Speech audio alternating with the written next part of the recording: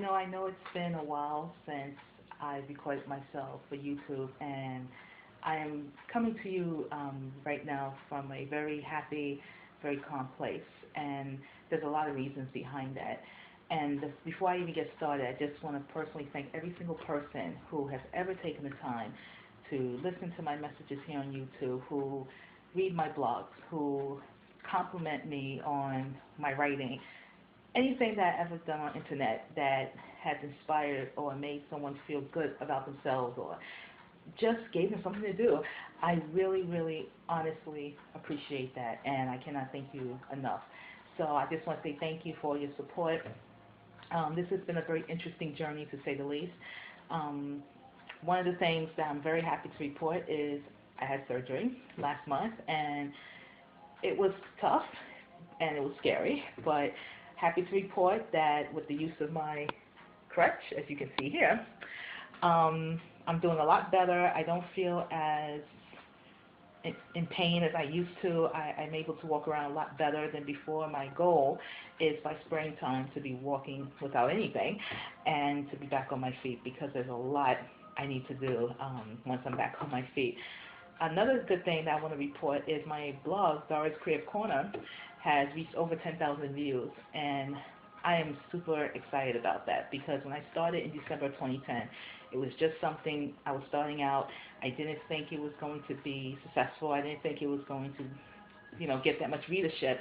And to see now how many people have been reading and have been commenting, it just makes me feel fantastic, and I can't, again, thank all the people who take the time to do that.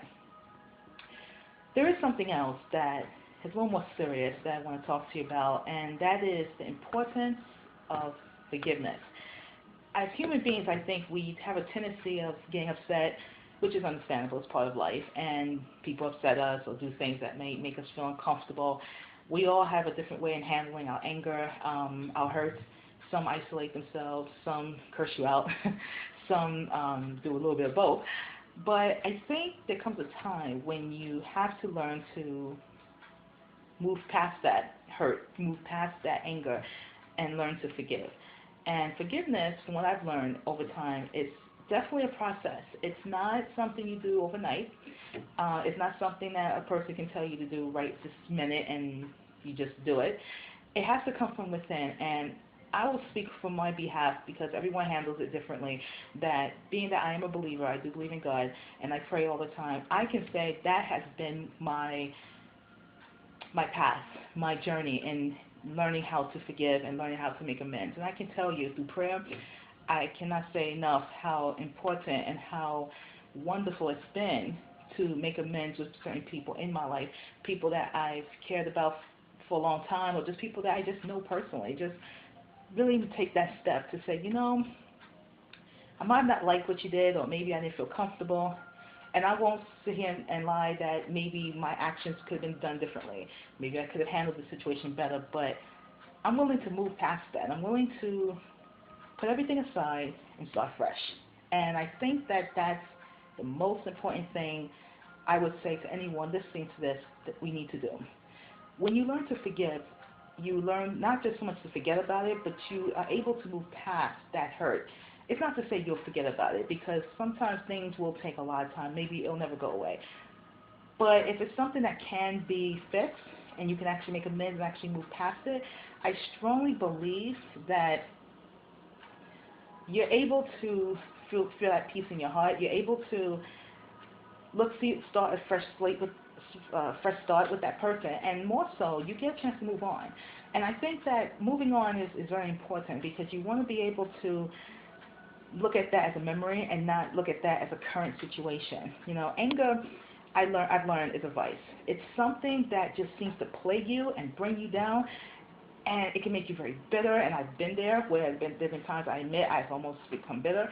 It can make you hateful. It can make you not trustworthy.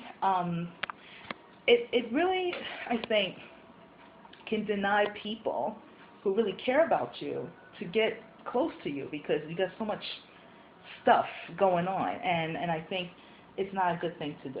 So I would say be very careful with that, and try to find ways to make your amends and to forgive. That's very, very important. I also want to add to this that for those who are believers of the world, prayer really does help. I have to be the first to say that. If you're not a believer, that's perfectly fine too. You have to find your own way. But another thing that I'm happy to report that I feel I'm finally at peace. It's been a long time that I've had conflicts with certain things, and it's good to know that I can wake up in the morning with a smile on my face. I see the sun, I'm happy, and even if there's no sun, I'm still happy because I know I'm at peace. And my suggestion and my feelings towards anyone who might be going through something similar or is currently going through this process, my advice to you would be hold on to your faith. Find things that make you happy. Find something that gives you joy, because I strongly believe that no matter what happens, we are responsible for ourselves. We are in control of ourselves. We can't control the world. We can't control people. So find things that make you feel good, and it really, really will make a big difference. I know for myself, writing is a great way to deal with the hurts and the frustrations, because when I write, and those of you who've been following my blog knows this firsthand, I write on a personal level. A lot of people have asked me, why do I do that? Isn't that a risk? Considering that it is the internet, and people might say, hey, that's a bit personal. Why would you want to express your deepest emotions? I do this for two reasons. I do it because, one, and it's a release. The second reason is because I just feel like I'm not the only one out there who's going through these emotions or feeling these things. And I really strongly believe that if I share my story and that helps someone else out there, if I can inspire other people, it makes me feel happy. You know, my life goal is to help people, and it's to make a difference in this world. And so if going a little personal is going to make that difference for someone else who may not have the ability to express themselves, then I feel that's a great thing, and I don't mind making that sacrifice. I mean, of course, there's some things I may not necessarily publish, but for the most part, I think anyone who wants to get to know me can go on my blog and get a sense of who I am. I really write from the heart. So a lot of stuff on there is not fiction-based. It's really the real deal. What you see is truly what you get. And to those out there who are hurting or just feel like they don't have another way, again, the best thing to do is to have faith, to keep yourself preoccupied, talk it out. Talking it out really does help. If you have a good friend out there, talk to that person.